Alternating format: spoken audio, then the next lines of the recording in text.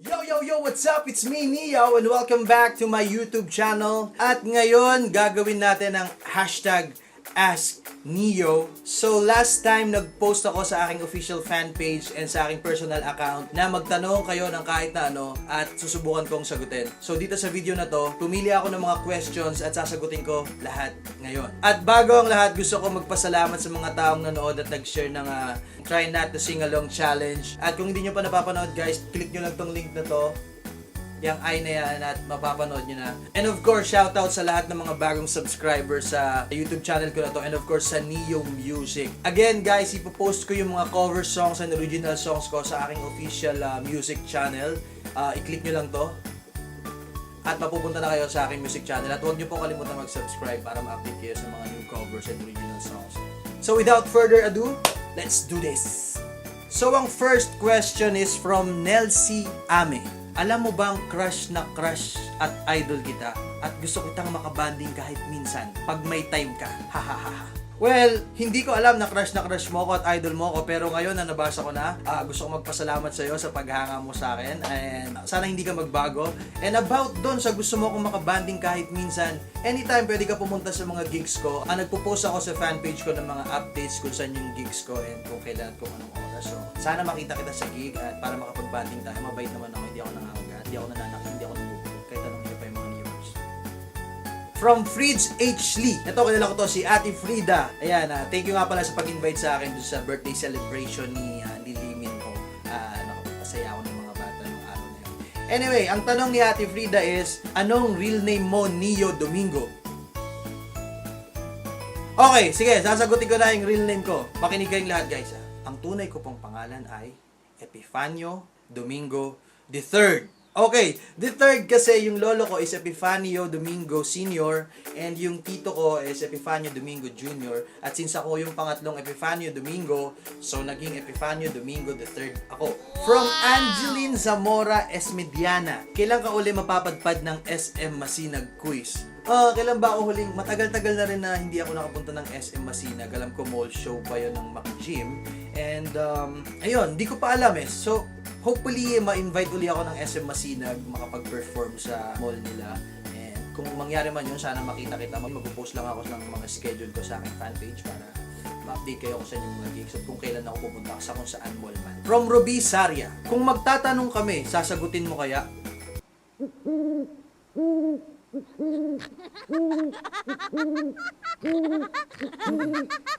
From Amir Encarnacion, isa tong adobers, best achievement mo so far. Ang best achievement ko so far sa career is yung nakapaglabas ako ng 3 music video and yung isa sa mga original song ko is na-record at na-publish din digital. Of course, dahil yan kay Sir Chris Kahilig at syempre sa tulong ng Mac Gym and ng Lumina. So, thank you so much guys sa opportunity na bigay niyo sa akin dati. So, ayun. From Frances Rios, na-fall ka na ba sa isang fan mo? Sa pagkakaalala ko, hindi pa ako na-fall sa isang fan ko. Pero, yung fan ko na-fall sa akin. Ayan nga oh. Hindi ko pa rin siya nakakabit kasi yung kama ko nasa taas. Eh, tinutok ko kanina dito para sana may hangin. Eh, bumagsak. Ayan, natanggal. So, yung fan ang na-fall sa akin, hindi po ako yung na-fall sa fan. From Chris Miranda Ubaldo, sino ang mahal mo? Ang mahal ko ay Sino nga ba? Of course, yung mga taong naniniwala sa akin, yung mga friends ko na sumusuporta sa akin, yung family ko, at syempre si God. Yan, sobrang love ko yan kasi hindi niya ako pinababayaan. From Carla R. Del Fiero, saan po yung lugar sa profile pic mo? I think yung profile pic na sinasabi niya is ito. Yan, yung sa aking personal account. Somewhere in Tagaytay ang lugar na yan. Sobrang nakaka-relax dyan and masaya mag-unwind, mag-isip-isip. So, ayun. Tricia Benitez, kailan po kayo pupunta sa SM Dasma? Hindi ko pa alam pero kung mautusan ako doon ng nanay ko bumili ng toyo, joke lang. Again, pag na-invite uli ako ng SM Dasma, kasi yung last time din napunta ko dyan is small show din. Kung mai-invite uli ako ng SM Dasma na mag-perform dyan, ipopost ko sa page ko para ma-update ka. So, dapat naka-like ka sa page ko. And sana pag natuloy yun, pag nagkaroon ako ng gig sa SM Dasma, is makapunta ka. Thank you so much. From Ana Marie Pelayo, Kuya, kailan ka mag-aasawa? Asawa, medyo seryoso yan tanong na yan. Ako, ever since pag tinatanong ko kailan ko gusto mag-asawa, gusto ko sana pag stable na ako, pag okay na yung trabaho ko, pag kaya ko nang bumuhay ng pamilya. Ayoko kasi yung mag-aanak ako tapos hindi ko mabubuhay yung asawa ko, hindi ko mabubuhay yung anak ko. Pero kung tatanungin mo kung ano yung taon na gusto kong mag-asawa, between 30 to 35 years old, sana nakapag-asawa na ako noon and sana may anak na ako noon. From Marvy Lagutan, ba't ang pogi mo, Neo? Di naman ako pogi, Ate Marvy. Nalilinlang ka lang talaga ng ng mata mo, medyo malabo na. So dapat maglagay ka na ng salamin mo, di ba? Sabi ko naman sa'yo, di ba? Ingatan mo yung sarili mo, yan tuloy, kung ano-ano lang nakikita mo. From Jonalyn Chio Guansing, bakit may lalaking nagagawa pa din mambabae kahit 11 years na kayo, pero mahal ka naman daw niya? Mukhang may pinagdadaanan ka, Jonah. Pero sa personal ko na nakaranasan, before, nung medyo bad boy ako, nang bababae ako kasi pag may problema sa kapartner ko, pag may problema sa relasyon namin, kasi kung okay naman yung relationship nyong dalawa, walang rason yung lalaki para maghanap ng iba o tumingin sa iba, or ikaw, or kung sino mang babae, wala ring rason para tumingin sa ibang lalaki. Ibig sabihin, kung may nagloko sa isang relasyon is merong mali sa relasyon nila, pero hindi excuse na dapat mambabae ka o manloko ka. Ang sinasabi ko lang is may reason. So dapat sa relasyon nyo, kung alam nyo na may mali, dapat ayusin nyo agad para hindi na para hindi na mapunta pa sa pambababae o sa panloloko. So una mong dapat ginagawa siguro is mag-usap kayo, alamin nyo yung mali, or sa sarili mo, isipin mo may mali ka bang nagagawa para sa boyfriend mo, or kung yung boyfriend mo, isipin na may mali ba siyang nagagawa para sa'yo. Dahil yun nga, kadalasan ng mga nambababae at mga nanlalalaki is dahil may mali sa relasyon nila. At merong mga 1% sa lahat ng mga lalaki na totoong fuckboy lang. Yun lang. From Chab Soreño, babe, why you're so handsome pa din? God, it's been 3 years, man. Yeah, it's been 3 years. Yan. Hindi ko alam. Guys, thank you so much sa mga nagsasabing pogi ako, handsome ako. Pero hindi ko alam kung paano feel ko kasi pag may nagko-compliment sa akin ng gano'n, nahihiya ako kasi alam ko naman hindi. And siguro tama lang. From Lendy Adarna, sa produkto ng Crayola, ano ang kaibahan ng yellow-green sa green-yellow? Explain using logarithmic functions.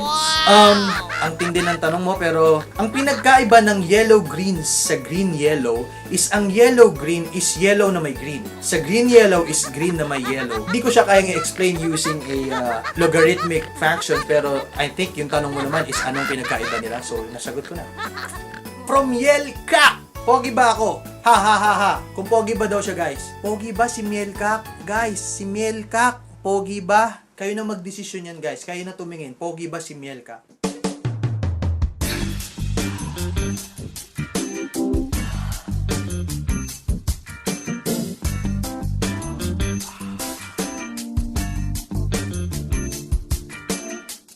Syempre, pogi ka. From Mylene Serrano Santos, may girlfriend ka na? Wala pa po akong girlfriend. Pero sana magkaroon na. Kasi matagal na akong naghihintay, matagal na akong nagtitiis, matagal nang nalulungkot ang nag-iisa akong puso. From Lorraine Joaquin Junio, favorite song mo as of now? As of now, ngayong oras na to, yung favorite song ko is Million Reasons by Lady Gaga. Hindi ako ganoon ka-fan ni Lady Gaga, pero tong song na to sobrang tumagos sa puso ko, kaya lagi ko siyang kinakanta. Actually, gagawa ko ng cover nito. So kung gusto niyo mapanood yung cover song ko ng Million Reasons ni Lady Gaga, pumunta lamang kayo dito sa aking music channel and mag-subscribe para ma-update kayo. From Noren Jimenez Boringot, Neo, kailan next GT natin? Hihihi. Kayo, depende sa mga tao. Kung gusto niyo mag-set ng get-together, mag-set kayo, ayusin nyo yung schedule, i-message nyo ako sa page kung kailan, tapos tingnan natin kung makakapag-adjust ako. Madali naman ako mag-adjust, basta wala lang importanteng game. I-message nyo ako sa fan page para maayos natin yun. From MJ Tan, bakit ang gwapo mo? Hindi nga po ako gwapo. Tama lang. From Antoinette Bautista, can you give me a short poem about slope, intercept, and intercept form? Wow. I can't. From Walyowan, ang tanong niya, Bakit? At ang sagot ko, kasi. From Familia Bungalso, bakit ang ganda ko? Guys, bakit daw ang ganda niya? Kasi lahat ng tao ipinanganak na maganda sa mata ng Diyos. Kaya ikaw ay magandang tao. From what? May jowa ka na? Wala pa nga po. From Malu Principe Gadicho and Lovely Karangalan Antonio, pinagsama ko na kasi isa lang naman yung tanong nila. Bakit wala ka pang GF bro? Bakit wala ka pang GF Kuya Neo? Bakit wala akong girlfriend? To be honest, simple lang, ang sagot ko, maraming panghusgang tao sa mundo. So ayokong magulo yung buhay niya ng dahil sa akin, kaya gusto ko siya. From Rochelle Salili, naranasan mo na ba masaktan ng sobra idol Neo Domingo? Pa-advise naman ano dapat gawin para tuluyan mo i-let go yung taong minamahal mo ng sobra na yon? Tao na rin nananakit sa'yo ng sobra. Well, of course, tao tayo, so nasaktan na ako ng sobra, hindi lang sa love, sa lahat yata ng aspeto nasaktan na ako ng sobra. Base sa tanong mo na kung paano i-let go yung isang tao na mahal mo, na yun din yung nananakit sa'yo, simple lang yan, kung nasasaktan ka na, bumitaw ka na. At kung gusto mong i-let go, umpisahan mo sa pag-let go talaga ng lahat ng bagay na may connection sa kanya. For example, kung may cellphone number ka pa niya, burahin mo na. Kung friend mo pa siya sa Facebook, i-block mo na siya, i-delete mo na siya. Kung may mga gamit pa siyang binigay sa'yo, itapon mo na o ipamigay mo na. Kasi, to be honest, para sa akin, kung merong bagay pa na nagkokonekta sa inyong dalawa, mahihirapan ka talagang mag-let go. Hindi ko sinasabing hindi ka makaka-let go, hindi ka makaka-move on. Pero mahihirapan ka as long as merong something na nagkokonekta sa inyong dalawa. Pero eventually, pag tumagal na yung panahon, depende sa'yo kung paano ka mag-move on or kung paano mo tatanggapin yung lahat. Eventually, mawawala agad yan. Basta mag-focus ka lang sa gusto mong gawin, sa mga tama. Sumama ka sa mga tamang tao na magbibigay sa'yo ng advice na sa mga gagawin mo. Kasi pag mag-isa ka lang, matitempt ka na i-text siya or matitempt ka na isipin siya. Pero kung kasama mo yung mga tamang tao sa buhay mo, mga kaibigan mo, pamilya mo, makakatulong yun sa'yo para makapag-move on ka. So, ayun guys, that was my first hashtag Ask Neo. And maraming salamat sa mga nag-post ng comments and ng mga questions sa aking Facebook fan page and personal account. At kung meron pa kayong mga questions at gusto nyong isama ko yan sa hashtag Ask Neo Part 2, i-comment nyo lang dito sa baba yung mga questions nyo at huwag nyo kalimutang i-like ng video na to and mag-subscribe para ma-update kayo pag may bago na akong videos. So, ayun, thank you so much guys and God bless! And I'll see you guys next time. Bye! Alright.